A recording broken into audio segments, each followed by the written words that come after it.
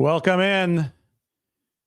This is going to be one of the more consequential shows that we've ever done. It's time for a 49ers therapy session, probably a therapy session first, and a reaction second to a day that will never be remembered happily in 49ers history.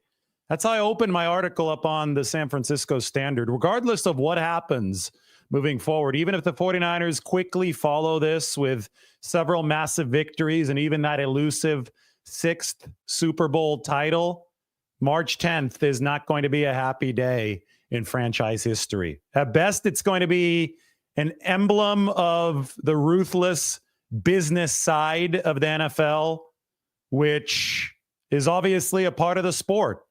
But on a human level, it is never easy to say goodbye to people, to memories, so many of them created by the 49ers players who are moving on to different teams.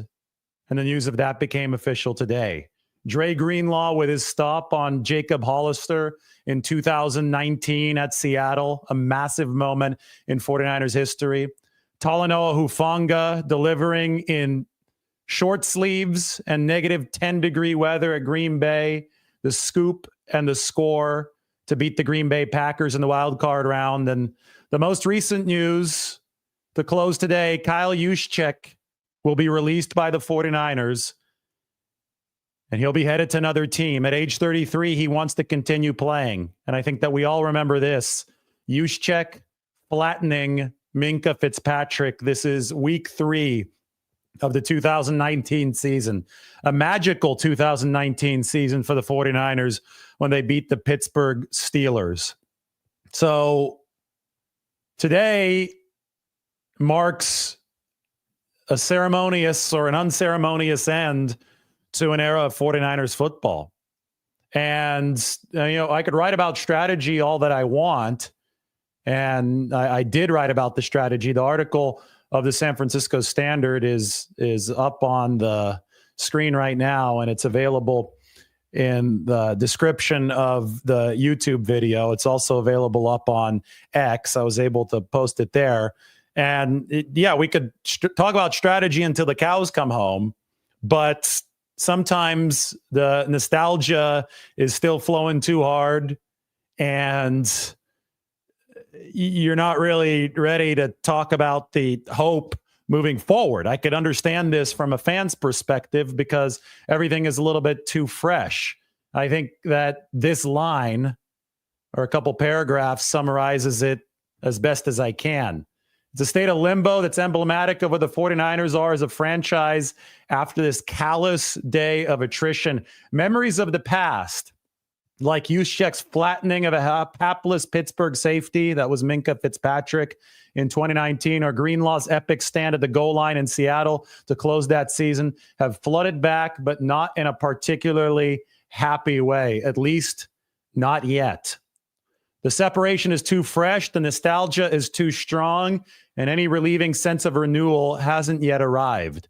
The 49ers' recent past has been ripped from their present, and entering day 2 of free agency, their future is up in the air. Just like Minkah Fitzpatrick was back in week 3 of 2019.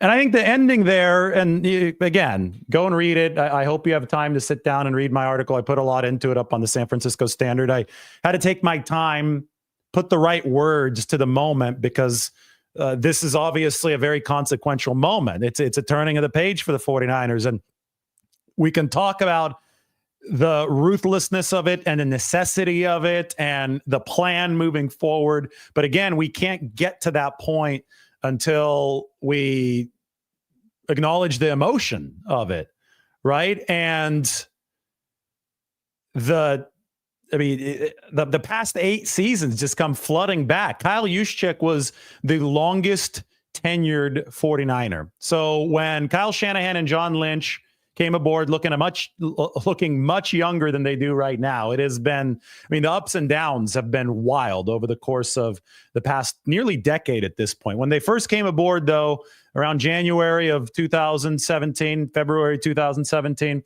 their first free agent class. So it was this day, essentially, but 2017, 8 years ago, they brought in a bunch of new guys, a bunch of veteran signings to help turn around the culture of a team that had gone 2-14 the year before. And as Kyle Shanahan told Jed York, had the worst roster that he had ever seen in the NFL. Shanahan inherited a terrible roster. That's part of what got him the job in the interview. He was incredibly forthright with Jed York.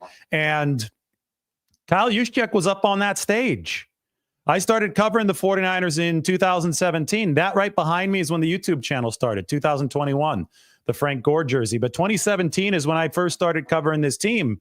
And I can tell you that as a young reporter in an NFL locker room for the first time, it is extremely intimidating. I mean, you're in an NFL locker room, and I was, 2017, I wasn't even 30 years old yet. So, this is a new level. College football was one thing. I was covering Stanford and the Pac-12 before that. Everything in college football is more protected too. You're not really going into the locker room. You're dealing with players through sports information directors and just media relations people in college football. The NFL, pro football is a whole different world. You're stepping into that locker room, you're face to face with these players, you're having to build relationships with NFL guys. So you could just imagine from my perspective as a reporter that was in an NFL locker room for the first time, you're looking for a lifeline. You're nervous to talk to people. It's a whole new setting. And I remember just not knowing much about how the NFL worked on a procedural basis. I had obviously watched the 49ers growing up, and I obviously watched on TV, but it's a whole different thing to cover the NFL. And I can tell you that Kyle Juszczyk was probably the person in that locker room that helped acclimate me the most to the National Football League. Every single question, he would give you an honest answer. It'd be a welcoming interview. And sometimes that's not easy to find, especially as the young guy in the room. And he would continue to do so, even though the 49ers lost their first 8 or 9 games. I didn't cover a win until the 49ers beat the New York Giants. I believe they were 0-9 at the time. And Kyle Juszczyk was there front and center for most of that time. Now, there was a 2-week stretch that he missed in that 2018 season that underlined just how tough this guy is. I'll get into that in a little bit, because I think that a lot of times people just view this as a budget line, right? They're like, all right, they move on from this player, they save a little bit of money, and then they just trudge forward, and they don't realize what these guys go through on a physical level. I keep on saying today that it's a gladiatorial sport, and it really is. Just wait until what we talk about regarding Kyle Juszczyk moving forward. But I just have to say that I remember those times in 2017, and I realize how much has happened since then. And then so a day like today, you don't just stop and say, oh, this is all strategy. That's what I was initially writing today. It was like, yeah, the 49ers are making these moves. We have expected most of them. And I can't lie, we did expect most of these moves. The 49ers, we've been talking about this strategy now for months and really in detail over the past 10 days, 2 weeks or so since the NFL Combine. So it's not like this comes as a massive shock on the surface, but it still is a huge shock to the system as it happens, because you remember this. George Kittle posted this up on Instagram. This is the first day that these two guys took the field together in 2017. So Kyle Juszczyk was a free agent addition, the longest tenured 49er, still officially the longest tenured 49er. They're not going to release him until Wednesday. But Kyle Juszczyk was the free agent addition, and George Kittle was the young 5th-round draft pick. Juszczyk joined the team about 6 weeks ahead of George Kittle. These, as of right now, before the Juszczyk release is official, I could even see DJ Jones in the background, by the way. I'm circling him there with my cursor. But these two players are the longest tenured 49ers and the only 49ers to date back to 2017 on the roster. Ronald Blair is now in the coaching staff. He was a 2017 player for San Francisco. But you look at this and you see how young they look, first of all. I mean, it just reminds you of the memories since 2017. how they were able to turn things around at the end of that season. And then they sunk back into the pit of despair in 2018, 4-12. And then the big turnaround in 2019. This was part of that in 2019. The Juszczyk play against Minkah Fitzpatrick. Later that season, I wrote about this. This was huge from Dre Greenlaw against the Seattle Seahawks to clinch the number 1 seed. And that led to the Super Bowl eventually. And it led to a whole lot of heartbreak. I think that makes this era all that more profound for the 49ers because let's be honest, like people will always remember the highest triumphs, but the lowest lows, and those happen very close to the highest highs in the NFL because you don't feel all that low, I feel, after a 3-13 season, but you feel really low because you're already numb at that point, but you feel really low.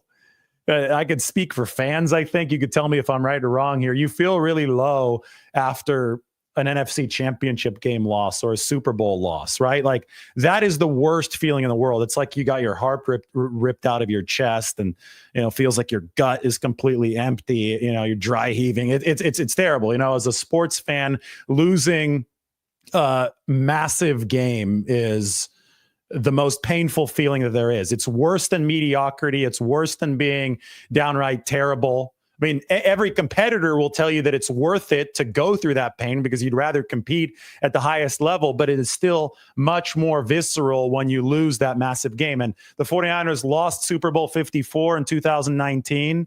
They lost the NFC Championship game in 2021. They lost the NFC Championship game in 2022. They lost the Super Bowl in 2023.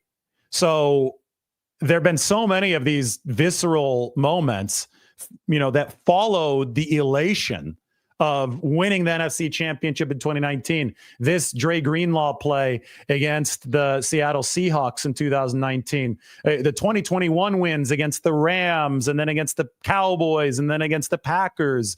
The 2022 run, the 10-game or 13-game win streak, however long it was. It seemed like forever after trading for Christian McCaffrey. The 2023 tear, which was Brock Purdy coming back from the elbow injury and what the 49ers did to the league before beating the Packers and the Lions. I mean, you had all these highs and then all these lows, and they were just so mind-numbingly close together that it's just created this insane mosaic, and then all the memories just come flooding back on a day like today. To recap, the 49ers have released or plan to release Kyle Juszczyk.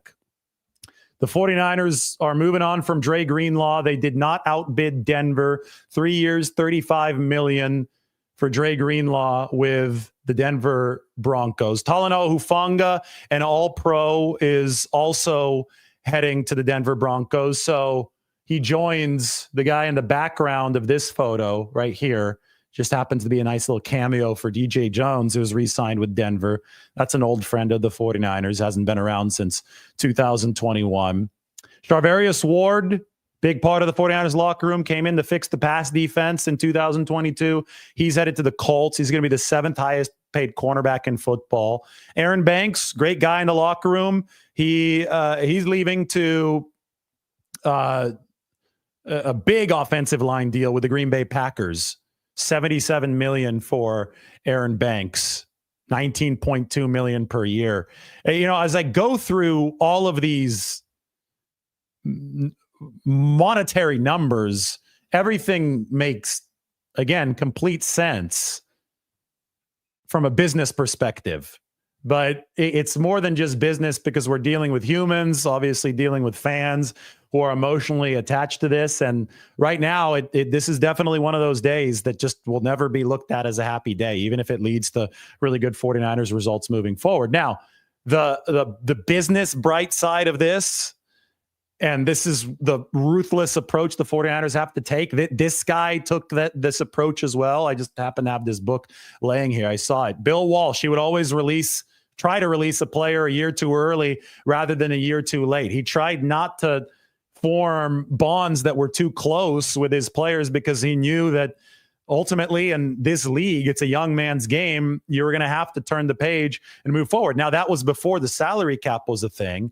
But, a lot of this is cash spend. It's not just cap spend for the 49ers, but there's a little bit of both at play here. The fulcrum that we're seeing right now that is being approached, like the shift in balance has been what we've been talking about over the course of the past couple of weeks. And this dates back a couple months, and it dates back an entire year. Ever since Brock Purdy started playing really good football for the 49ers, you knew that the inflection point was coming at some point, right? You knew that Brock Purdy was going to, at some point, sign a new contract that would make it fundamentally different for the 49ers. We've seen this happen to essentially every team in the history of football since the salary cap became a thing. The 49ers dissolved completely dynastically after the late 1990s run. They did not land gracefully on their feet. This iteration of the 49ers is going to try to more gracefully stick the landing, the way that the Philadelphia Eagles have gracefully stuck the landing, the way that the Los Angeles Rams seem to be gracefully sticking the landing. I think the Rams and the Eagles offer the best model for San Francisco moving forward. So the future right now is in complete limbo because we look at the 49ers roster and the roster is filled with holes. This is always the tricky part. You leave day one of free agency and everybody wants to have their reactions after day one of free agency. And yes, of course, there should be emotional reactions right now. That's completely normal because there's a lot of emotional ties to a lot of the players who are going to be leaving the 49ers building officially on Wednesday. But when we look at it from a strategic point of view, a team is never built. No Super Bowls have ever been won on day one of free agency. So we're in this weird kind of limbo, which is what I tried to capture in the article. We're in that weird kind of limbo where the future is completely up in the air. There's this mix of business and emotion right now that's just swelling about. And the separation is too fresh and the nostalgia is too strong without any relief from future hope to really move forward. So that's why I called the 49ers therapy session for all the fans, all the viewers. Everybody, thanks for watching. Everybody, thanks for joining the channel. I really do appreciate you guys being here as we talk through what's next. According to Mike Silver, Joey Bosa's got a couple offers on the table, one from the Dolphins, one from the 49ers.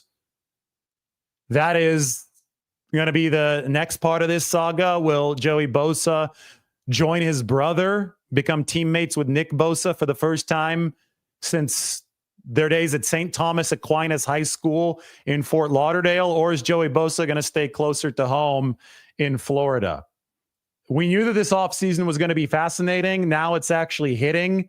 And boy, some of the permutations that this can possibly take are mind-numbing to me. Going through some of the news from earlier today, I mean, we've talked about Luke Farrell and the 49ers additions and the fact that they've seen players sign for over $250 million combined dollars elsewhere today. But there's been other news. It looks like the Rams are probably going to release Cooper Kupp. They're having trouble finding a trade partner willing to take on his salary, $19.8 million, 32-year-old receiver. If they release Cooper Kupp, the 49ers might definitely be in play because they're looking for a veteran receiver. And it looks like Cooper Kupp is not valued at $19 million, valued at a little bit less. And the 49ers definitely have opened up some money on both the cap spend side and the cash spend side. But a couple other names, Larry Ogunjobi and Dalvin Tomlinson, pair of defensive tackles, who I think are better fits for the 49ers than somebody like Jonathan Allen, because the whole point of the defensive restructure here for San Francisco is a reaction to the fact that the run defense has fallen off a cliff for the 49ers over the course of the past 2 years, all the way down to number 29. Dalvin Tomlinson especially is a very, very good run defender. He's been around the league, knows the tricks inside to combat the run. I mean, we talk about Joey Bosa in that way as well. Also a good run defender for the 49ers. So those two players, they're emblematic of some of the holes that the 49ers can begin to fill when day 2 of free agency hits tomorrow. I've tried to reflect my roster in a way that illustrates where the holes are. Obviously, there is nothing right now at fullback because Kyle Juszczyk's no longer going to be on the team. They have to add a backup quarterback. That could be Jameis Winston. The 49ers in conversations with him. I mean, don't discount the possibility of a Brandon Ayuk trade.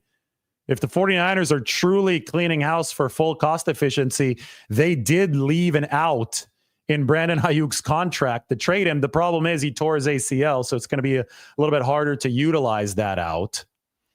You continue going through here. I mean, the receiver needs more. Deebo Samuel's no longer there. It's not lost on me that Deebo Samuel and Dre Greenlaw both entered the league the same year after the 49ers discovered both of them while coaching the 2019 Senior Bowl. There's definitely a poetic symmetry there. So they enter the league the same year, and they leave the 49ers about 2 weeks apart, Deebo Samuel and Dre Greenlaw.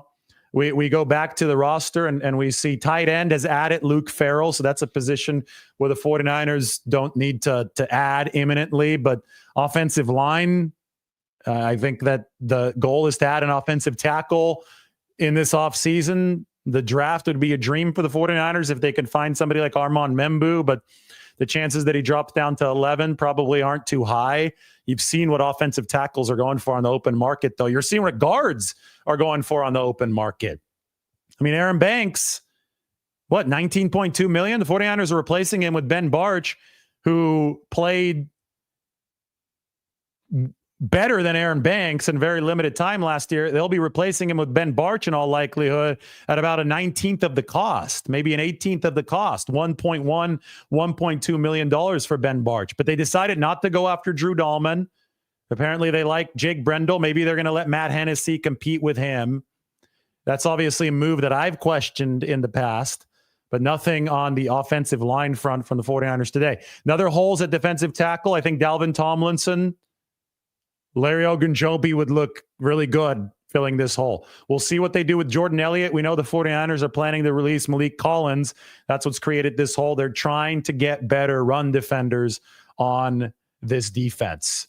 Then there's the linebacker spot next to Fred Warner. Dre Greenlaw will not be filling that.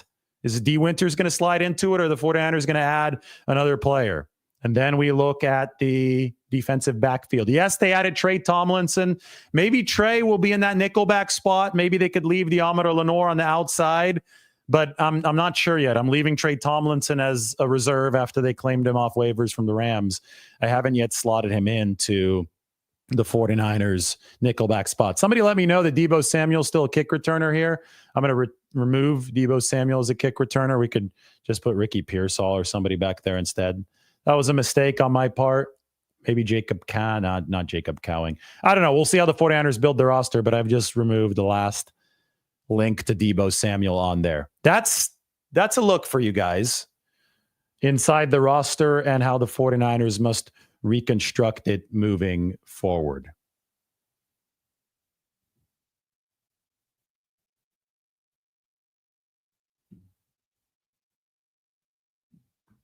So anyway, that's the gist of the day. The 49ers made 3 signings today. They added a tight end, Luke Farrell. We should obviously update the sheet with that. The tight end, Luke Farrell, has joined the 49ers. They re-signed Patrick Taylor Jr., and I'd be remiss to not have Kevin Givens listed on this depth chart. But Kevin Givens, even though he's been around since 2019, is a depth piece on this defensive line. There he is. So I'm not slotting him into the starting spot at this point. Mike is asking me if I should remove the fullback spot from the roster. And let me go to my article to explain why Mike is asking this question. This is up on the San Francisco Standard. Again, go check this out. It's in the description. If there's anything that you should read regarding the 49ers, if you want something to capture the emotional tenor of what's going on of this big day, this is the piece that you should be reading. But there's Kittle, there's Juszczyk. We go down here and we see the discussion, and let me make this big up on the screen so we can really start talking X's and O's. Because I talked about this in the morning when the 49ers first signed Luke Farrell. And I wondered, okay, this guy does some of the stuff that Kyle Juszczyk does on film. I was wondering this morning, is there going to be a corresponding move? Because we know the 49ers were non-committal about Juszczyk's future. And it turns out that, yes, the corresponding move was releasing Kyle Juszczyk. But Farrell is a blocking specialist who will help replace Juszczyk, a player tasked with critically difficult run blocks over his 8 seasons with the team. The 49ers faced unusual struggles on the ground in 2024, ranking number 20 in first down run efficiency and number 31 in short yardage situations, in large part due to auxiliary blocking issues opposite Kittle. Farrell, who's set to make roughly $6.5 million annually, will likely be asked to fill that gap while also helping usher the offense away from its 21 personnel, which is 2 running backs and 1 tight end, with Juszczyk to a 12, which is 1 running back and 2 tight ends base package that better suits Brock Purdy's skill set. Brock Purdy was thrown to a lot of tight ends at Iowa State. When Brock first showed up at Iowa State, it was more of a receiving-focused offense, like a wide receiver-focused offense. Over his time there, they really wanted to attack the seams of the field with Brock Purdy because he was really good at those timing throws. As time progressed with Brock at Iowa State, they started recruiting more and more tight ends. Charlie Kolar was one of the tight ends, and they're running a lot of 2 tight end stuff for the Cyclones.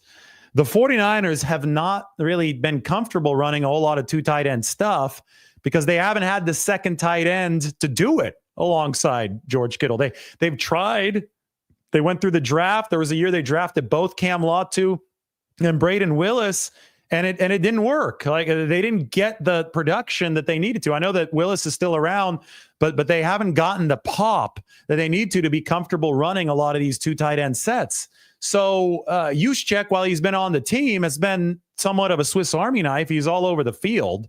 And they've been running more 21 than 12. They ran 12 at Iowa State. So tailoring stuff around Brock Purdy would involve 12, but the 49ers have been running 21.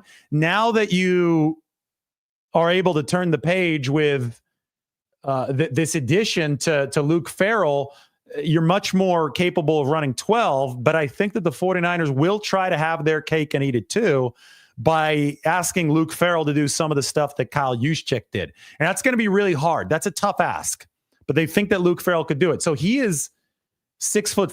Juszczyk is what? 6'1", 6'2". Juszczyk is significantly shorter, lower center of gravity, easier to make some of those cross-formational blocks against defensive ends, actually, when you are shorter. The appeal of Luke Farrell is that they think that he's such a good blocker that he can do some of this stuff even at 6'5". Maybe not at the volume that Kyle Juszczyk did over the past 8 years, but enough to be able to transition away from what they've been running into these new personnel packages. So they still hope that adaptability from Juszczyk will be there in Farrell, but it's just going to be more tight end facing than fullback facing, if that makes sense. Because there is no individual position in this offense. Every position has to run block. Every position has to catch. There are no dedicated positions that are 100% pushed in on one responsibility. But there are degrees to things, right? So you could say that wide receiver 1, the X wide receiver is out, on a pass pattern 70% of the time, run blocking 30% of the time. You could say it's a 70-30 split there, but for Juszczyk, it might have been more like a 40-60 split. That guy's blocking more. For George Kittle, it's a different split, and you're trying to make the offense as amorphous as possible. So I think they still want versatility, but the versatility is obviously going to be a little bit more tight end facing moving forward. So Mike's question was, do you want to remove the fullback position from the roster? I would like to talk to Kyle Shanahan about this first before I remove this from the roster, because we'll see if the 49ers are going to run with the fullback or if it's going to be all Luke Farrell at that tight end position. There's a good chance that we do remove fullback from the roster. And if we do, then this will simply be another running back spot because the 49ers are going to carry 4, maybe even 5 backs on the football team. But for now, I'm going to keep it out of respect to Kyle Juszczyk. We'll keep it at the fullback spot for the 49ers. I think that's a really good question, though, from Mike.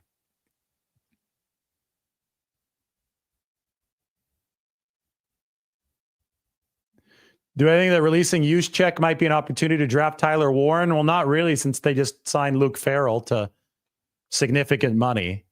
So I think that, I mean, if Tyler Warren is there somehow at 11, then the 49ers are just in best player available mode.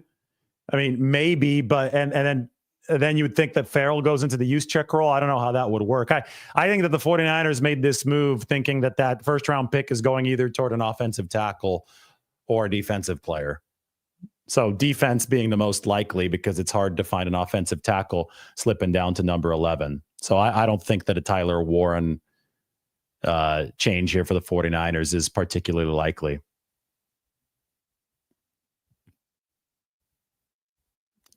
So, I get a lot of questions like this. You got to wait more than one day of free agency to see what the 49ers are doing. I have to continue emphasizing that the best path forward in the long run for any football team is cost efficiency. But there are humans involved in this, and when you do rip the Band-Aid off, it's going to hurt.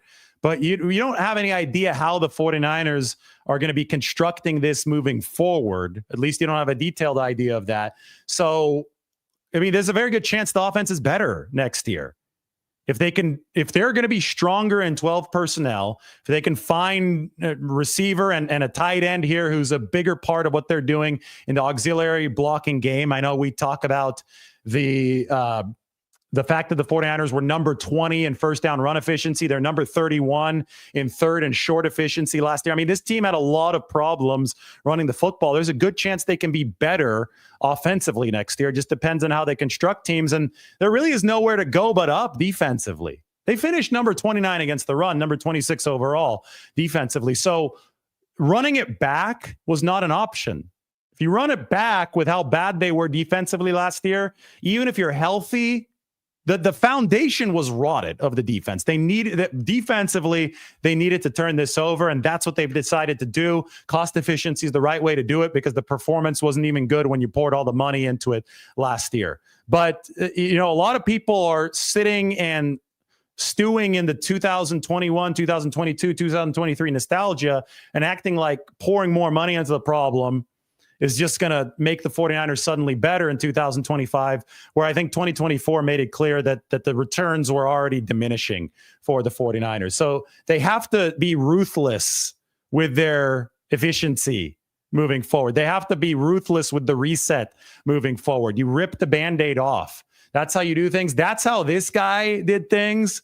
That's how these teams stayed relevant for so long. And that's how the 49ers have to be acting as they move forward. You hope that one of the recent rivals like the Chiefs, Eagles, Rams, and as much as you hate to say it, Dallas don't win the Super Bowl in Levi's. That would be tough for the 49ers. But like I said, let free agency, let the draft play out. I think all this makes it all the more important that the 49ers hit on the 2025 draft. It makes it mandatory. Tim Kawakami wrote a great article up on the San Francisco Standard saying, okay, now it is time. The 49ers absolutely must hit on the 2025 draft class. They hit on 2024. They've got to hit again. And if you hit on 2 in a row, the reset looks a lot like the Rams' successful reset. Could look a lot like the Eagles' successful reset. Good teams reset. That's how you work with lowering cash spend, working under the cap. That's how the salary cap works in this league. So many people don't understand the salary cap, the nuances, and then they don't even consider the business aspect from the cash spend side. So they kind of ignore the maneuverings of the successful teams. And then they just start crying out when their own team is starting to do some of this shuffling. But we've seen a lot of similar maneuvers in LA and with the Philadelphia Eagles, also with the Buffalo Bills. This is a misunderstanding of the cap right now. 49ers have the highest dead cap in the NFL. No, that does not tell us what you think it tells us. Dead money is simply money that's already been paid to a player that the 49ers artificially chose to push into the future so they could splurge more in the present. They're going to have to hit and pay that cap bill at some point. So dead money is just them shouldering the money this year. Dead money actually means that you're willing to move off of decisions that you no longer want to entertain moving forward. And it's better to move off of something too soon rather than too late. I'd almost be more wary of a team with no dead money than a team with some dead money, because a team with no dead money is just riding all these contracts into the dirt, and they're not really finding the most near-term efficiency. So dead money is really misunderstood. And the 49ers, anytime you see a total of the 49ers dead money, that's not a really good way to gauge how they're running the football team. Sunk cost fallacy. Look that up. All right, Eric, I think you're being a little bit dramatic. The 49ers are not going to end like the Sacramento Kings and never make it back. This is still a marquee franchise that has poured probably more money into its payroll than any other team over the course of the past 8 years. Objectively is a time for a reset. And again, that reset doesn't mean that the team is going to be bad. It didn't mean that in LA. It didn't mean that with the Eagles. It's about management, and it's about pulling in the same direction. If Lynch, Shanahan, Parag Marathe, and Jed York stay on the same page, if they hold the line and stay on the same page, and a lot of that is up to John Lynch, that's what I talked about this weekend, then the 49ers can come through this fine. As tough as today is. I have to give you Kyle Juszczyk the salute that I promised we would give him at the start of the show. So Kyle Juszczyk is tough. To illustrate how tough he is, this is a story that he shared with me back in, I think, 2017. I've been covering the team for a while. I believe it was week 4, maybe week 5. I think week 4, 2017. At Indianapolis, Kyle Juszczyk broke 2 transverse processes, which are bony protrusions from the back of your vertebrae. So he had 2 fractures in his back. He fractured a rib, and he suffered a hematoma on his psoas muscle, which is around the lower back. He didn't realize that anything was broken. So Juszczyk, with the help of a therapeutic corset that treated his back with heat on the sideline, played the entire game with 2 fractures on his back, a fracture on his rib, and a hematoma on his lower back. The flight home was so painful, and the damage to Juszczyk's back was so bad that doctors sent him to stay in the hospital the night after the 49ers returned to the Bay Area. These guys are tough. I think that they deserve some appreciation. Again, there's going to be a lot of talk as if these guys are just lines on a spreadsheet. And it's not the case. I mean, I learned a lot from Kyle Juszczyk over my time. The 49ers locker rooms, I already sent him a message. I said, thank you for everything over the time. I grew up as a reporter covering the 49ers over these past 8 years with him in the locker room. And there have been a lot of great personalities in there, and there still are. From Richard Sherman was in there, Trent Williams still in there. Of course, we talk about George Kittle. I could go through the list of names, but Kyle Juszczyk was at the top of the list as far as helpfulness and just class in the 49ers locker room. He really set a standard. It's going to be hard to replace that leadership for San Francisco, but this is a gamble that they have to take at some point. And that is what they've decided collectively as leadership moving forward. Today, a particularly rough day in that process. Again, up on the standard.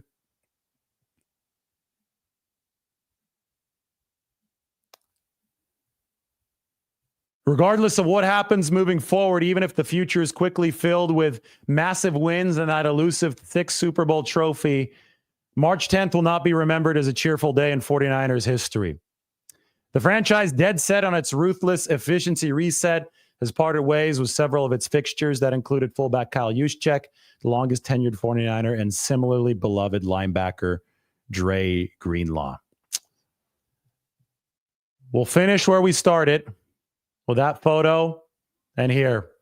It's a state of limbo that the 49ers are in. We'll see what happens with Joey Bosa. The limbo waiting for Joey Bosa is evocative of the state of limbo that the 49ers are on right now. Emblematic of where the 49ers are as a franchise after a callous day of attrition. Memories of the past, like Juszczyk's flattening of a hapless Pittsburgh safety, or Greenlaw's 2019 epic stand at the goal line in Seattle to close that season. Those memories have all flooded back, but not in a particularly happy way, at least not yet. The separation is too fresh. The nostalgia is too strong.